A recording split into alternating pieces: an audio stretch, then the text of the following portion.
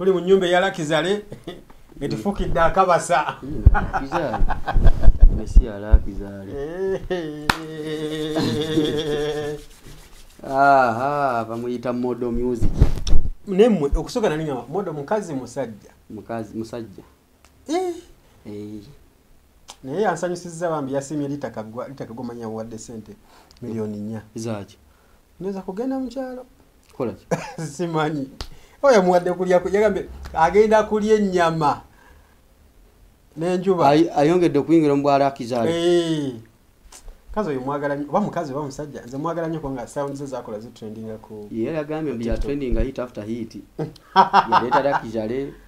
n'aleeta endala waliwo ebirala byaleetaawo simanyi ng'ojje kola Kizale kale oba tolina ky'oŋŋamba va ku ssimu yange n'endala ze yaleeta oli otya waayi aleese ne aluminium nze ndi bulungi ogamba otya kyekiri nabalaba nga emmotoka mwagijjawo yali egenda muli baffere kati mwatufera tetwabafera ku ki ati kakati twava wano Lulyeri nga tukoze endagaano etali mpandiike tugenda kukima bintu bya Bruno ne tubalaba ng'emmotoka kuva Kibuye tujja tugigoberera emmotoka yatubulirako oba mpigi tetuwamanya kyaddako ebintu mwabifuna oba babasuubiza lunaku lulala kati ekyaliwo tugenda bateerayo paati zonna kuba twabirikodinga naye tulina bina gwe tulinda okumaliza okwogerako naye ebintu byo twabijjayo ebintu mwabireeta twabijjayo mukama nga mulungi twabijje tebayite mu kamera bali ate basobola kuma baagala nnyo Lakizale baagala okulabikira mu kamera abaite muyita mu kamera zaffe ekyo musitudde emboozi eyo emboozi gye basitudde emmanju eyo era munnaabe baagala okulaga nti bali mu present ogutali musango naye babeereeyo abantu okweka bakweke ama mwogere boogere teboogera nnyo ate bakuba obwamubuulika agambye ekisula kizze tekiridde kyogedde bamunange tugenda e Masaka eyo era n'emmotoka mwatwala nene nammwe bulala bintu ate tebyo byajjaako ebimotoka yali ntono naye ebira tuddayo nkya oli omusajja gwe mwagenda naye bannaye yani oyo anko omukodani omukoda mwamalirira nno bayigawe mukodani yakunga naga tugende n'alinya ne kanta waggulu yali alinya kanta waggulu sajja yagala okubanja ebintu anno muyimbi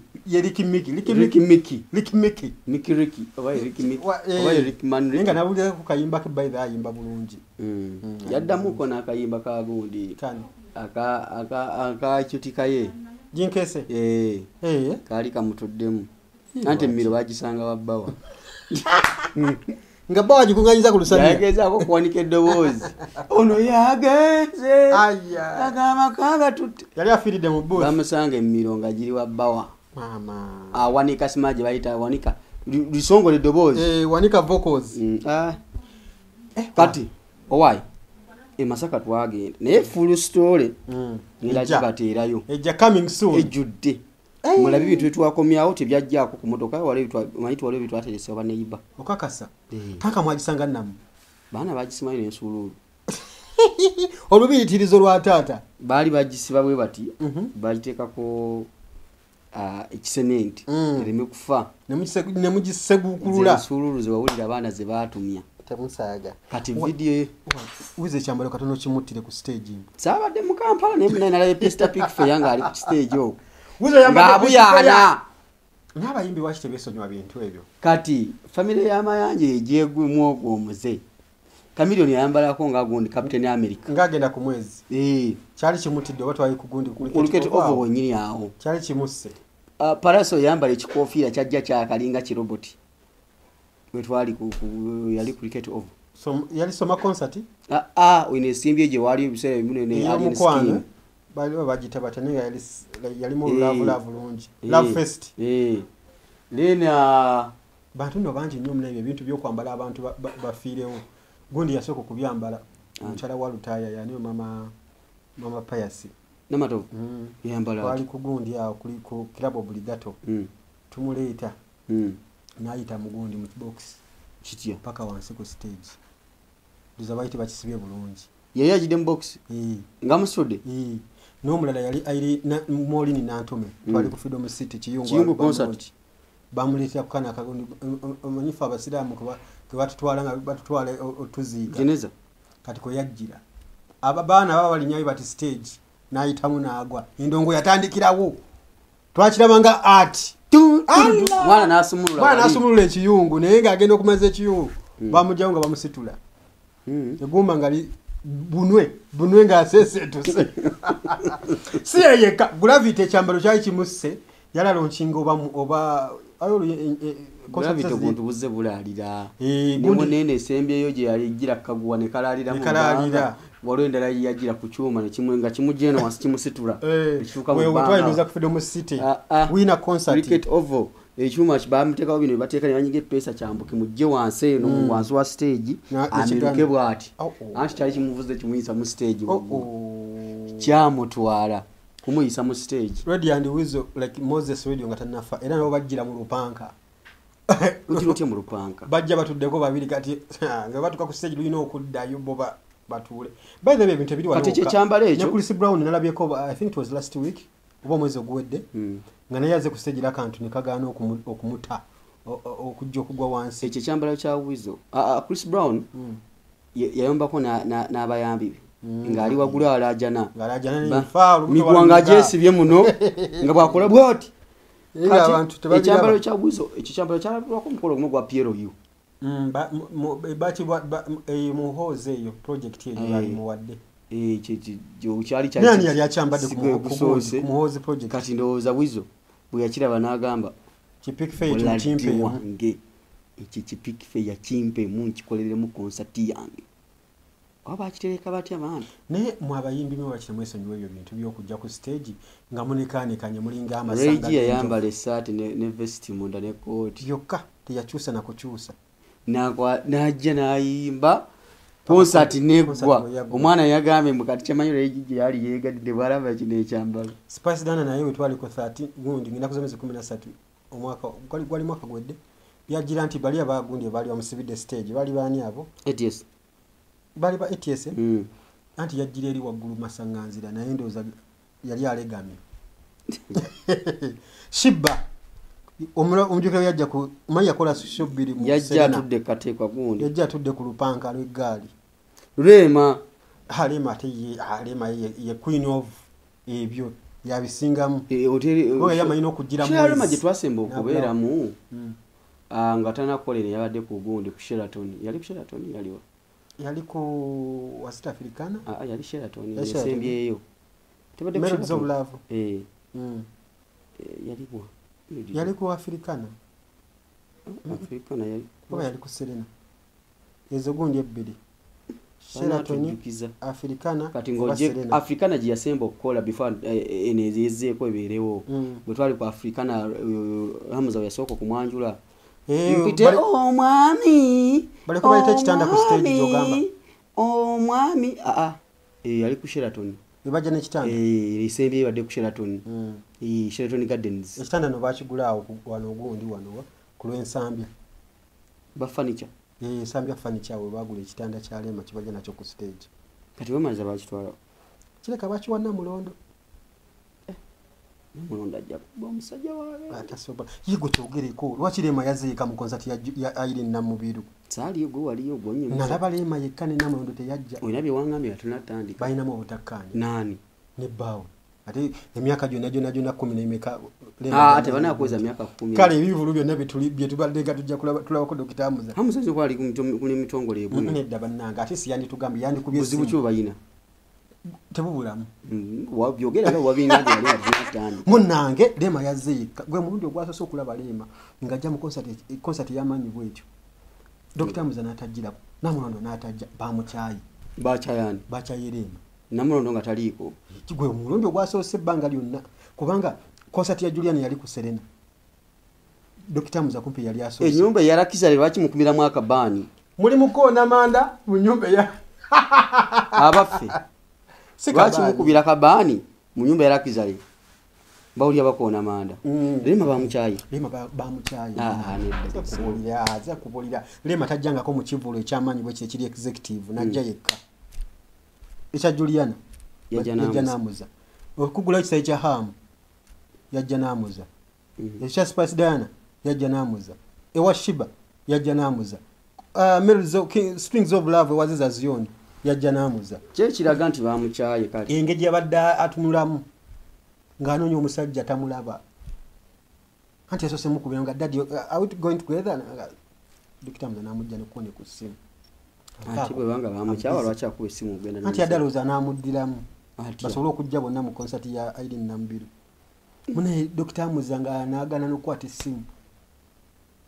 gwe mulundi ogwasoose nze okulaba Lema nga ze mu kivulu bwe kito nga Amuza taliko obijjawa nze nnoonyereza nze ndya ku lugambo nsula ku lugambo ndya ku lugambo nsiba ku lugambo n'aba ku lugambo munnange wakati ng'ate Amuza Kenzo olavuye ne Nyamutole kati tumanyi omulogo olyo oli gwe nagamba ow'Emitiyana Namwandulizi tabaagala babeere bonna at least omu waba ayiseemu Namwandulizi akoleraani akolera babiri nani omu ku bo nze nkubuulira kati Namwandulizi wapikamu ekya Kenzo ewa Lema nga kizikira wapikamu ekya Lema ewa Kenzo nga kizikira kati gutulaba nti Nyamutolo Kenzo yabadde nebbi ngeno Lema omusajja amunoonya tamulabako nnaku ezi tasula waka nedda naawe nze nkubuulira kyaba bayawukanye bajja kwawukana gwe wamulabeko ku konsati saamulaba ku konsati ne teweebuuzo ng'owamawulire nti ebbanga lyonna Lema ne Amuza badde nga bajja mu bivulu lwaki Amuza leero yasigadde lwaki yasigadde fetumubuuza tumunoonya nokuntuuza mu kigambo tumunoonya tetumulabako Amuza weeyaju kati bwebambuulizaawo nti wadayogera babijjeewa ng'era kati oyo abakubuuzizza abaze provinga kino kyetwogera nti wama bayawukana ye atubuulire ate bayawukana basuubira ddi okwawukana bajja kwawukana very soon kasagala bawukani katikati naye nga bajja kwawukana sulwajjawo ettima ekyo si ttima oli mukwano gwa Nyamutolo ekyo kyo kituufu okolera bantu bantu bonna nze mbakolera munnange kyekyo nze saawalabyeko ennaku n'enzita nga ndaba Lema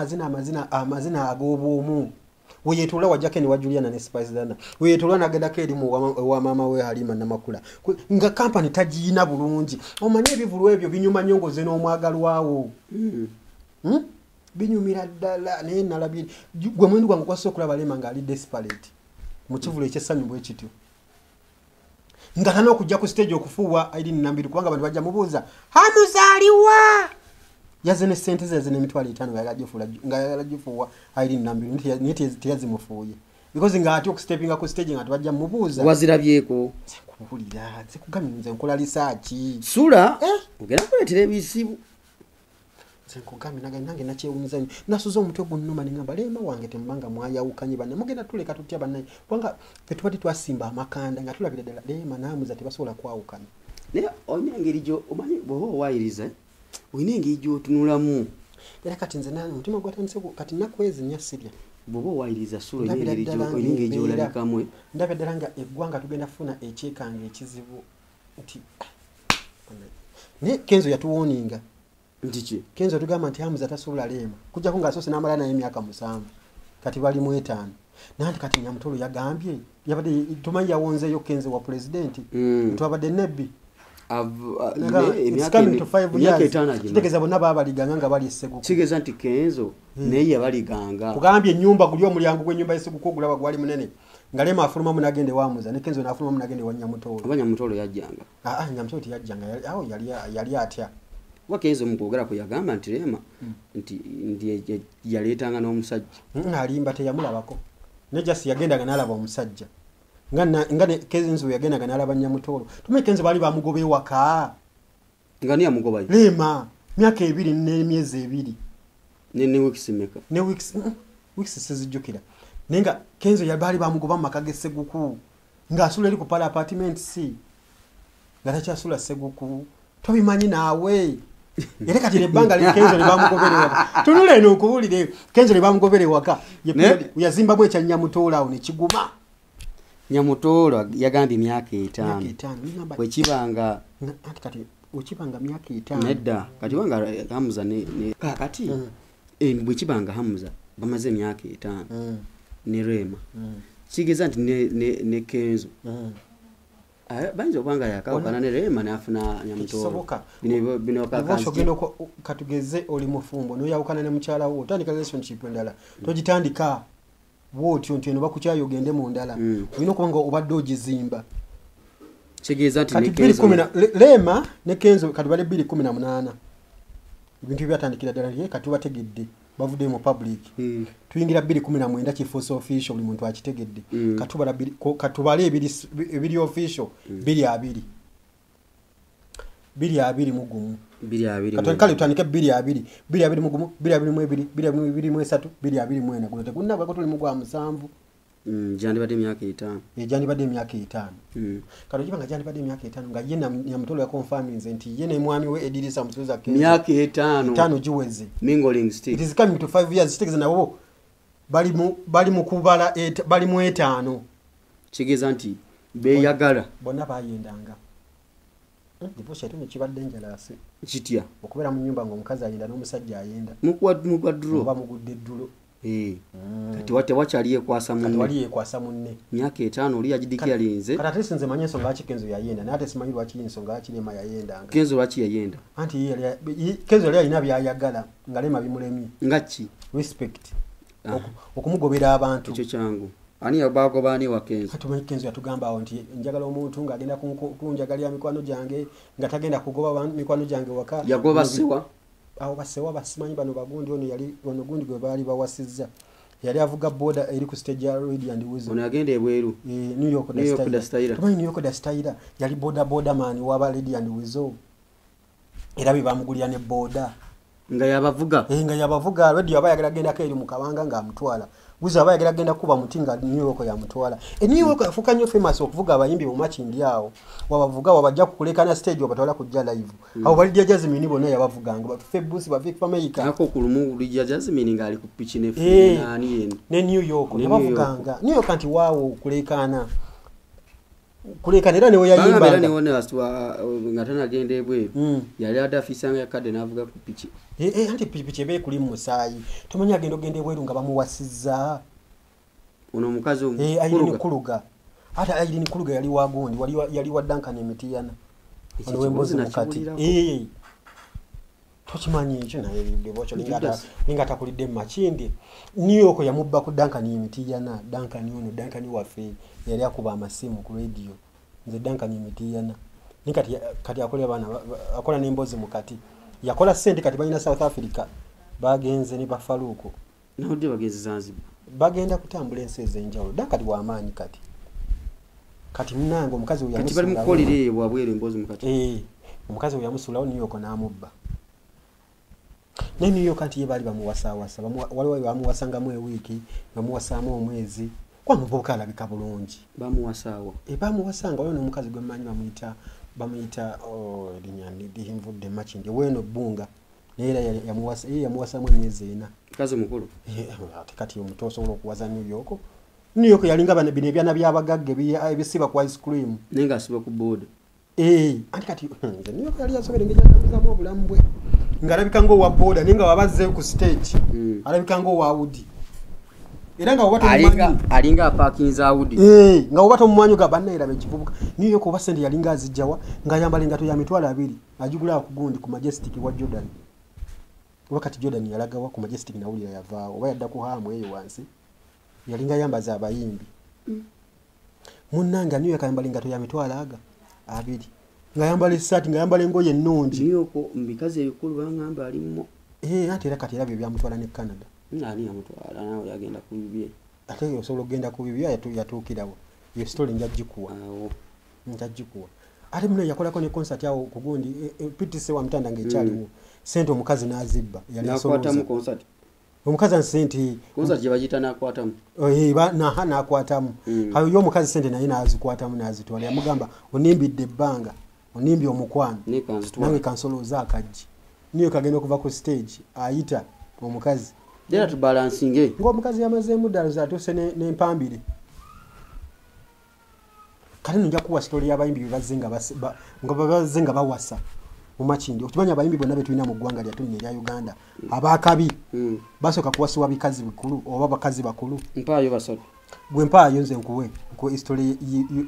ateze mkuwa gwe mentioning omuyimbi kale nedda seba ojagala kubogere nti zenaga nti baamulya nedda gwe gamba nti Kenzo kale Kenzo lwaki ogamba nze kyenkugambe gamba yo omulala nedda sebo ugambye nze ngambe Kenzo Kenzo tumuleke kuba kati Kenzo kati ngamba nti omuyimbi bwati ne bwati bamuwasa gwalese emboozi y'okuwasibwa abayimbi ekyomanya devotion David Lutalo kakati yate ye Lutalo obufumbo bwagaana bugaanyi kubanga lwaki kibubuka ekyayi kirinye ekigere mu family bakiyita kyani kiri ki Brannick Benz yalya etusaka tutuukeyo kati tusooke tumanye kyajja kitya tumanyi Lutalo yasulawo omukazi we yamusulawo Makindi eruwafu naye oba nyumba yagimugulira oba kyagipangisa oyo Sharon Walukagga kwa kimanyi nze nali nkola ku radio eri ku gundi ku Subi oyo omukazi najja nga aneetedde oluyimba mu naye atandise okuyimba Sharon Walukagga Mama Scott naye akyaliyo gyali aliwo ate Lutalo tayinza kukyawa oyo omukazi tayinza kumukyawa aliwo gyali Makindi awo patutalo waso omukazi omulala ebintu bya Lutalo bizibu nakoma okumanya nga asula eyo Matugga ayinza okuba yawasizaayo omukazi omulala nafuna ne family endala twakuba Lutalo yekyenjawulo nti ayagala nnyo abaana be alina abaana be betumanyi alina Chantel alina ne Scott abo Sharon Walukagga bazaala abaagala nnyo wali byafunamu obutakkaanya ne Sharon agenda n'alaba abaana be ate abaweerera amasomero amalungi mutani wa Lutalo tewamulaba ng'akuza oyo Scott akuza ayogera oluzungu alinga mu America alinga walabye omwana Bobi Wine ng'ayogera oluzungu ono omuwala n'amagembe Sharon kati no nawulira wa Lutalo ng'ayogera ojja kutya era Lutalo oluzungu lwolaba ayogera tayinza kusinga mwana wawe ayinza obutasinga katulaba yandibadde nga musinga olaba oluzungu Lutalo yandibadde nga musinga nitakola ki tamusinga tugende yeeyo nedda simu tukomaawo so Lutalo oluzungu lwoyogera lwenda bayogera ku interview balogera ne mutabani we Scott ayina emyaka emeka akuze kati awezeza ndoze 19 akuze kwa yamuzala bili kanda bitu agenda okuva ayina omusibira nnyo ku ngondo kubanga Lutalo agenda okuva kati agenda okuva ene manyi Lutalo nze manyi gye bamuzaala ewaabwe wabula bibanja kati agenda okuva eno yali abazadde 2010 25 ajali manyi Lutalo agenda kusala butinga 15 years music business ayina emyaka emeka Lutalo simanyi yasoka kadiwo simanyi ekyo ky'emyaka simanyi nenga bantu balungi ewaabwe alinga myaka emeka bantu balungi by the way bantu baniriza abantu alinga myaka emeka emyaka anagiweza atano nga mugumu ntegiwera egyo Lutalo yatandika okuyimba nga muto manyi yasomera ali ku SDA yasoka kadiwo njasi mbeera yali embi naye talina mukasente mune enkunyumiza ki waliwo ebintu bintu nangamba yiyi ate oba kino kyazze kitya maama ayagala milioni 3.5 bwagula ettaka ate kati ebiriwo amawulire agaliwo nti ono ate kati oyo si ye maama wa radio nabiwulidde nti Kasubo Jane si ye maama wa radio yandibanga yali mukuza kati nga nokuza nti mbali ne bagamba lwaki yayimba mulimba Kasubo Jane yali amuyimba so kuyimba mukuza wange ukimanyi nti nawe so kuyimba yiga tata uyani tata wange jali bamuyitana ye Haji Ahmed Kiza Salongo Lobega ye muzeyiwo jali nenga akonyimiriza atya ndiye nazalo mwana ayina olugambo abera onanda banapeza bukiribu kakati ekyokola sula kye bayita batya kanzi muzeyi kakkana nkola nze muzeyi wange simu ya WhatsApp ajira WhatsApp yafana gano muongere etomongera bile bitu tukola abazadde tebasana kubiraba abaana waliwo banvuma nenga kasinga abirabyeko biri nga mpone iyo le muzadde alinga akuvuma abaana yalaga wasema yani Samo TV Samo Kagati ali ku TikTok ko Samo Kagati yali ayimba siyo Samo yali yeba mwita Samo TV we Dubai kakati obadde otandise olugambo lwa bata kugamba bayimbi bawasa ne kati ava ko byabawasa waliwo twali tusa tumulese Lutalo tumumaliriza tuzze Lutalo tetunamumaliriza lwaki Lutalo enaku zino bamutadde ku ntandaalo yeyogera ki Lutalo munaye yagamba Lutalo alinga bano abantu bedda nti wali ekyemisana talina kulya kyaggulo ati yagamba yavudde nakola statement nagamba nti nze abantu azebyo yagambye mbu Lutalo oliwa wakitemuvayo ne mugatte eddoboozi lyammwe corruption esuse nagamba nti ye yayimbadde emyaka nagamba addamu ekigambo kyayogedde ekya stupid they are all stupid tanawo yabadde yasawundinze nnyo nga mukambwe mu obugambo bw'oluzungu tamanyi kibute mutabani we ano talasomesezza omwana ate omwana wayogera nnyo oluzungu kati omwana yasomesa taata gwe ne gwozadde akkubira engoma n'ozina kuba kati osaga nti naye kati abantu kyebatamanyi kintu kino balina okukitegeera nti lutale ewaabwe banna NRM okay so kituzayo ali mabega we yali ku performance n'agamba all my life I'm not a politician lutale ewaabwe banna NRM bali ebikulwe n'ebifaananyi bya Museveni biri mu ddiiro kubanga muzeeyi we nze mmanyi bulungi nnyo muzeeyi musajja wa kisanya musajja Museveni sidde bamuyita muzeeyi Robinson Rujja ye muzeeyi we muzeeyi wa David Lutalo maama we mukyala musiraamu ye Hajat Mastuula Nasazi bana abataddeko obuleekaana tutegedde nti we muli mujeebale bana bujjako wala bitu byokukolera ewaka nange teweti wembeera ewaka ngate muwala wange yamazeeko emirembe oba okola n'ayitawo n'okatema nobaako gy'omuggalira oba oli muboozi enyumya etabye ate ayitawo ali bwereere tokalekeemu nange so naye nga nange byebyo byembadde nkugamba nti ewaabwe banna NRM nga tulaba statement ezo Lutalo azikola ali kasigiri talava mu kika tasobola nze nagamba abantu b'eruweero bonna Luweero kati ekyuse kati abantu b'eruweero bonna emyaka 3 emabega babadde nga ba NRM n'obuwanga buli eyo kugambye nga kizibu nnyo okusanga family kati nga family ya muzeeyi Lujja awe waba Lutalo nga kizibu nnyo okuba nti sio na ba NRM nze munene nagenda eruweero manye ffe tuli b'eruweero eyo naye nga abantu bo balowooza nti Museveni yekka ye president oba yalibeera president ebbanga lyonna ng'eruweero tewalingayo opposition tebakulimba waliwo opposition yali yangu Dakar Luweero iba ate Belinda Nabukenya wa DP baliyo tewali ya DP Nabukenya si wa DP Nabukenya wa gundi wa NUP yali mu DP nga obimanyi kale so like bigenze bikyuka naye Lutalo alekerawo okuvuma abantu kubanga abantu bano bambi because be bamulabiridde emyaka 15 ate Azawi is more intelligent okusinga anti Azawi lwaki abantu ba that girl has books Azawi wa degree akana kasoma kate nalabye Dikenzo nga amuddamu manye Dikenzo wa P6 katali ngati omuntu ayina degree bili abantu badde bayombaawo oyinza otugamba nti Dikenzo wa P6 Dikenzo yakoma mu primary 6 kale teyatula P7 kubanga yali boola n'abukabuka abatuka mu senior 3 n'amusabe ya P7 ng'agiina uyakoma ubiri awo yali asomera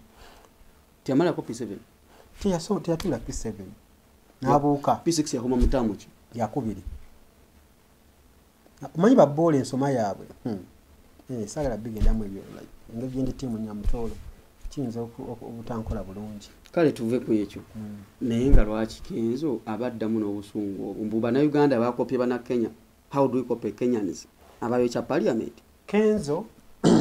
abantu ababuuza Kenzo ebibuuzo byebamuletedde ebizibu Kenzo tamanyi kulambulula kyayogedde Kenzo omutwala mu politics yajja kubuulira kyayagala okitegeera Kenzo ye mutasobola okubeera n'agamba Bobi Wine olinga embwa takyalina kyakufiirwa takyalina kubanga ye alabira ddala nga ensi kyeyayagala Katonda yakimuwa ate nga kituufu oti walabako Kenzo emyaka 16 emabega nga talina nangatto ng'asulaawe nakivubaawo mu kisaawe bwe bajja waliwo Hajati yamutwala erubaga wali eringa waasula emmenga awo nange oli waggwe nze ngambaayo ku ttabi nga nningiza ng'omulabako bwoti Kenzo wavayo n'akola statement nga kati divorce n'owoba gwe mukazi wenyini mukazi wa Kenzo yazosa okuvayo n'agamba nze mpagira ne President Museveni byayogedde nti okwekalakasa kwali bulungi mu ntandikwa ne bannakigwanizi bakwonoonye kati gwoba osuubira Kenzo aveeyo ayawukane ku bigambo bya mukazi we naye tonkubiriza nnyo okubakuba so kati bw'oba tonkonyeeko ebigambo tebivaayo Kenzo mubonenye empola Kenzo ali kasigiri Kenzo ali ku bomu kati akolera family ye sina family Kenzo akolera kati omukazi kyayogera in fact bamugamba bugambe nti kati yo amulabinga afugira father nga bamusabira kwabadeko n'omusiraamu Ekifaananyi nedda nakirabe nga abantu bagamba Kenzo kati alokose omusajja oyo musirusiru mumba tuuto omukazi amusiriwazza muloze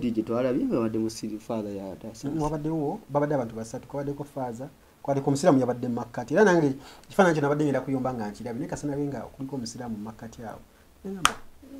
afukamire ate bino ebintu ate eddiini teriiko ebyo kyogamba mbukaleka nyamutolo bagamba afukamire batusabireko eba ovuddeko eddiini yo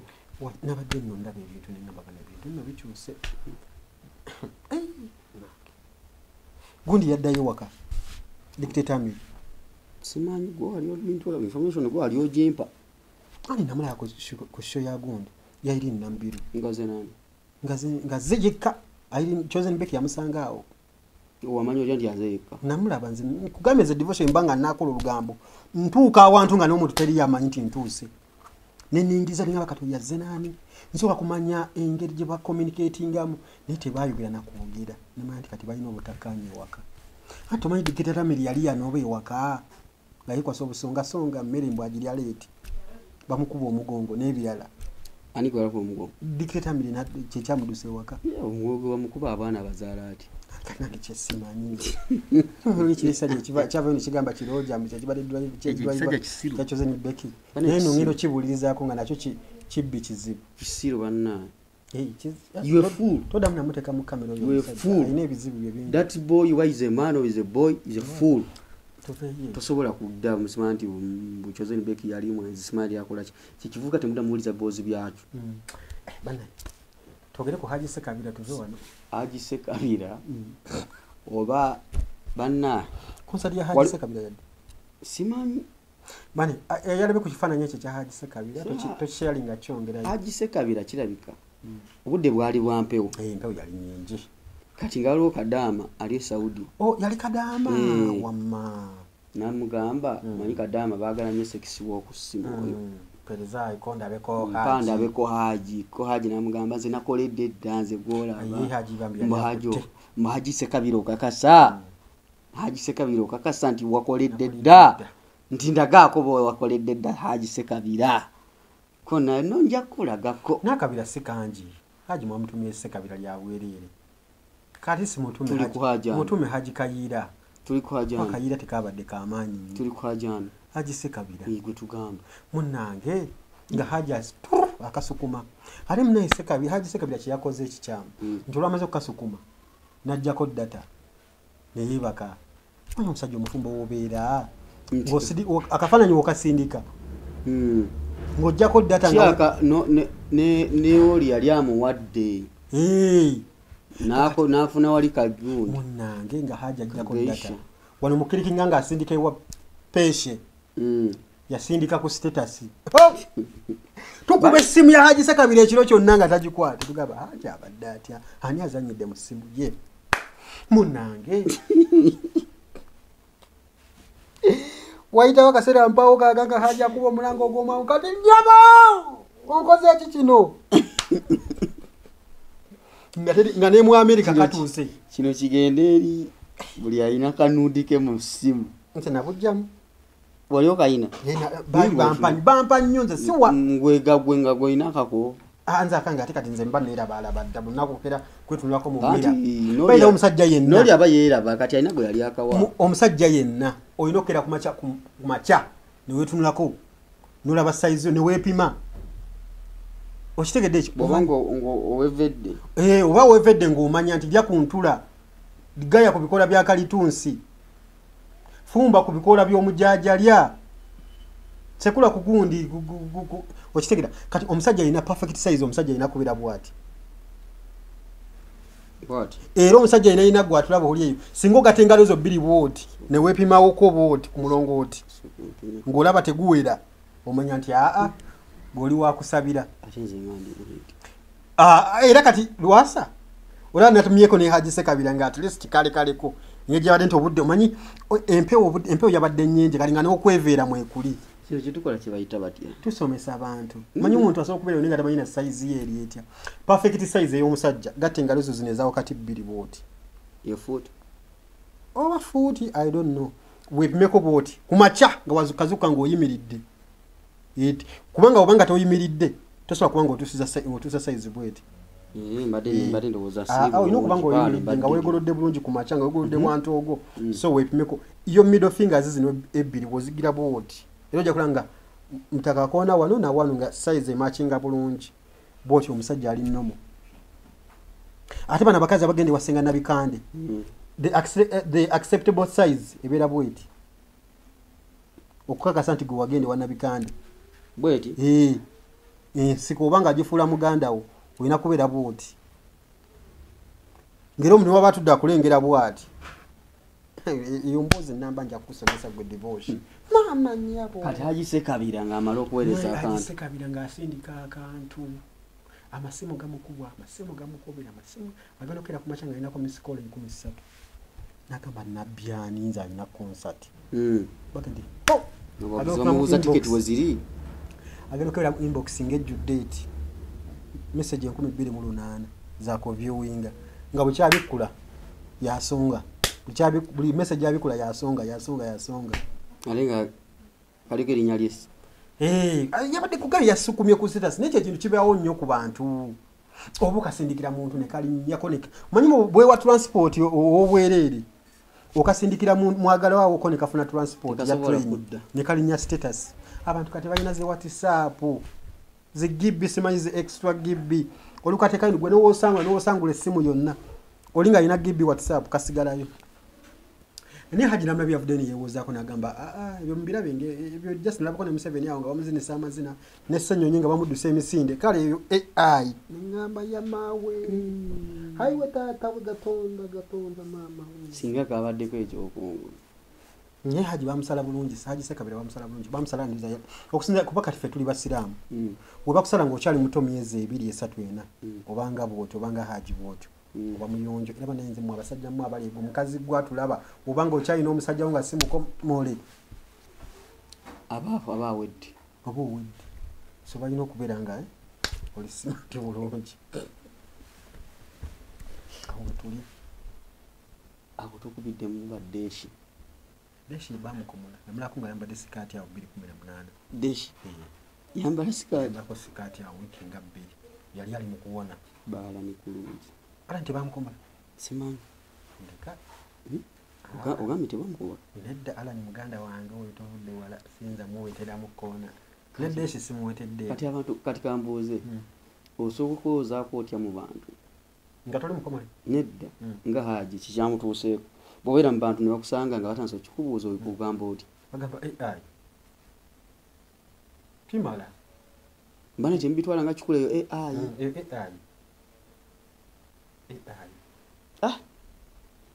ensonga nno bwezityo bwe ziri abatulaba n'okutugoberera nyongera okutegeeza nti ennaku z'omwezi 28 Afrigo Band at 49 wali mu Bungereza Royal Agency Richmond Promotions akutegeeza nti gwe Uganda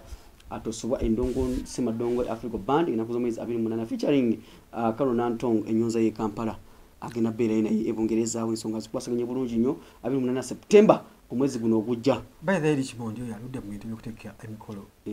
okutwala abayimbi ebweru kuva ndowooza 2016 atwala abantu yalinga akolagana n'omukyala amuyita Mary Ngabire era bakyakwatagana bakyalimu era ne Mary Ngabire olaba nga postinga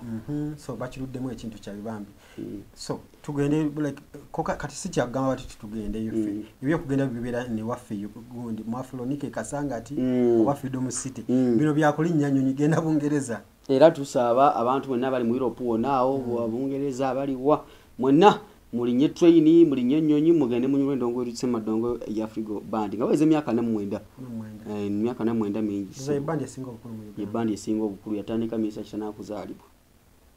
are you sure yes papa alina myaka meka yali akasabedinga 46 message at 48 46 band sajja mwagala nyo band tayina buzibu ndabya ofulo figure gamba mbo simanyi batugobeefa abakola interview ku papazi ningamba omukyalo we bamwami kule nenze jokira twakola endagaano mbulwaki mukyo kiba kigobera era mbu abantu bajja okulya emmere ba YouTuber nga bajjudde wali kusula moto zinga tebanatugobawo abajja okugula emmotoka tebatusanga manyi oyo naye tugende mu maaso naye era eggwanga bwetyo tulina okutambula kati oli wa bizinensi ye fe ba YouTube afa batandika papazi omuntu ave ebweru ngaze aze kumanya papazi gye mwogerako yeeriwa yalooza lwaki misa kitatugobaawo yamanyi marketing strategy that is all about marketing kubanga teri muntu ajja kolerawo interview notawa gundi shouts notaziwa papazi abantu ave ebweru bajja kulya ku papazi yeeriwa gye musiiba waliwo omukyala yave mu US ngamba divorce nze wano machinge wano naye yakumanya ekifo kyemukoleko interview kyekiriwa gye nalabanga muli oluwombo nti papazi nti ye kiri side kininga nemulagirira papazi zibunye omuntu okulira emmere ku papazi n'atakuta okujjako nga wamukuuka misa kyowafa ojuga omutwe gwali gutuse ogwekyenyanja tutuka okukola interview ng'omukoosi kamusitwanziza tutumireko ku tata Kitengene bane tata Kitengene waffe oli ogamba otya tata Kitengene ali mu US ali mu US tata Kitengene kunoonyako obulamu buli butya Big Bumper waffe ali atya Big Bumper atambula nnyo ennaku zinagende Kenya eyo ali mu misomo Big Bumper yakola foundation bebaana abadde mu struggle enakati akyali yampo yangambaawo nze gwolaba ffe tuli eno tukiseesaamu ekintu oyo wakabi tukiseesaamu n'ekino anti corruption bikoze bitya oyo omwana nga jana ffe tukirimu ate ebintu bye bya digital kati byava kuli nti gwende ku street tweyiwe ku nguudo abeera waali n'asooka akipi tata Kitengene ogamba otya otusapootinga nnyo buli aweetaagisa webali nnyo webalidde ali mu US ali mu US ali mu US era tukutumiddeko ogamba otya bannange obulamu buli butya kireka buli bulungi luli yatuyiwa mpozi twalya KFC twagenda papazi ntuye omutwe gw'ekyenyanja omunene natuwa n'essente ekalu emmotoka yange ejola basebo oyo aginako etoffaali tata Kitengene tukutumiddeko tukolera ebirungi bingi okumwebaza tumusabire saala tumusabire nedda kati tujja funa oli gundi ani Big Bumper mama Kitengene kana ka video twagala Big Bumper nyaka video kano kawali tata Kitengene tata Kitengene mugambe tukulowoozaako nnyo era tukusiima tukusiima byonna byotukolera tata Kitengene ne mama Kitengene Big Bumper the number one struggle the big boss the struggle queen alla bwe bagirimu abo wewola bayine eddoboozi liryeyo nze bwolaba ebintu ebyo zina biyingira nga nze najja mazeeko nga katogo tumagala nnyo she's our sister by the way wamaanyi nnyo nga yatuuse wano embeera ekyankalanirawo aga tata Kitengene abalabe muyinza mutya okukola nga tewali lusaniya baluleeti ya KFC bagireeti namugamba twalina okukola naye tava ku nnyonyi atambula nnyo mulaba nnyo agenze Kenya mu misomo nadda oludda tetumulaba ng'akomyewo tumulaba agenda ate olina otubuulira lwaki buli okomawo totugamba luli watugamba bana edi ku nnyonyi ngenda naye bulodda n'obeeramu tetukulaba tukumisinga kubanga waterangawo okuyiwawo eggaali n'otuyirawo akabaketi ne tuseerera embeera yonna nga ntangaavu mama Kitengene tata Kitengene nenga anyway tubabuuzaako nnyo mu ngeri ey'enjawulo abagaga abalala tuyisewaani Richmond promotion tumuyisizaawo Richmond promotions alina ekivulu ennaku z'omwezi 28 Frigo Band at 49 Royal Regency Bungereza 28 September omwaka guno gwe tulimu omwezi ogujja okuba naye mukama yandinyambi nembe nga tumaliriza gift of kadi wa mulabi ajja kuba nimuno yabadde sennimu ne kati gift of kadi just omusunako obusunyu bwoti naagwa nika tenzo okuyimba mu Nimrod yabuse nabuka bwati negwe eyirungi lirabe edduka alla mayirungi gakuba naye amayirungi kati ye gamukuba kubanga akwakya talidde ate wano atawo muyitirivu nnyo kyekyamulemesa n'okuyimba naye bambi abantu nyimba bazimanyi ziri ezedda bazimanyira co-driver kayimbanga mwenye babaana imani officer nasirika abaana bayimba you know by the way abaana bali bayina Nimrod yamukoze eki no kati mike bino ebintu bikyuse nnyo devotion nawo kimanyi radio ezimu tezikyayinza kuzanya music oli owedde okujjako ng'oyisa mbuyisa nogakosulamuko kuba message ate niba message bagezezzaako kuyimba ennyimba Nimrod alina shonamba ku radio ezanya ennyimba zedda naye akuba nze namulabye ejjo nga ayisaamu yayisiza mu gift of kado ne Mr X balina oluyimba lwabwe bayimba so ekibonyamya Gift of Kado the guy is missing fame by the way kubanga amaze emyaka 10 nga tali ku stage abeereyo nakiwogo omala kusala mazzi kijja mutwale akole kyabeerewa ali ku kizinga gyawulirira emirembe okitegeera so namulabi wamala oyimba ekiro ayine lyate limuvuga ekiro gabeerawo ekiro gabeerawo gagatwala obutimba lyalinya n'agende bayita nakiwogeye ng'osaze amazzi nze namukubirako nengamba ndi eno bayitayo batya namponge nakiwogo naye ng'osala mazzi so namulabyawo nga yekyanga kyanga agamba atya omugaga Sula Motors agamba atya nalikaawo wa Sula Motors by the luli nga nakatandika omugaga ne mulaba ne musajja w'amaanyi nnyo by the way musajja w'amaanyi wayagala kugula motoka era ninache obusente bwange bw'ensonda ogenda Sula Motors ngenda wa Sula Motors genda motoka ekiroto kyo wali emakindi ng'okirya ku Entebbe Road opposite Mutaga Africa Oil ojja kulaba bondi ya Sula Motors wajja beera waawo oyagala Pajero Noah Ipsam oyagala Nadia oyagala Benz BMW motoka zonna weziri awo Sula Motors enamba y'essimu gyolengera wansi mu akabox ogikubeko olabika nti weefunira emotoka ekiroto kyo tutumireko muganda wa phone omutwe omukulu Bukenya Media nze ngambye ddi nti Bukenya Media ne bayo Bukenya Media alina omutwe sigambye ekitwe kiba kirala alina omutwe naye ate ogwo omutwe ogwo ogulaba omunene ate gulimu amagezi mangi Bukenya Media talina kyatamanyi ku nsi kuno omutwala mu politics akuttirayo omutwala mu current affairs akuttirayo Bukenya Media omutwala mu byabayimbi akuttirayo mu lwali akuttirayo ntumiddeko Seeka Yasini wali kwa Muzi Stadium nkutumiddeko ogamba otya Seeka Yasini obutabo bwonna mbulina wano era bubeerawo so kukwate katabo kano nanga kange nazze nako kaako kano kekako twategedde embeera fumiitiriza success and failure based on reason as the masterpiece as the world masterpiece okalabye kekana akatabo bw'obusoma buno obutabo ojja kuva olabike nti ova muki mu kwenyikiza kubeera nga tugiza reality the dictionary definition of reality is all that happens or exists but from my personal opinion it is that facts as they are before on fulufuka wasingo soma wa machitufu nze njagala wano ku gundi chapter 10 waliwo road to success in life wano Haji yali ayogera ku bulamu bwe awo ku myaka 34 egy'obukulu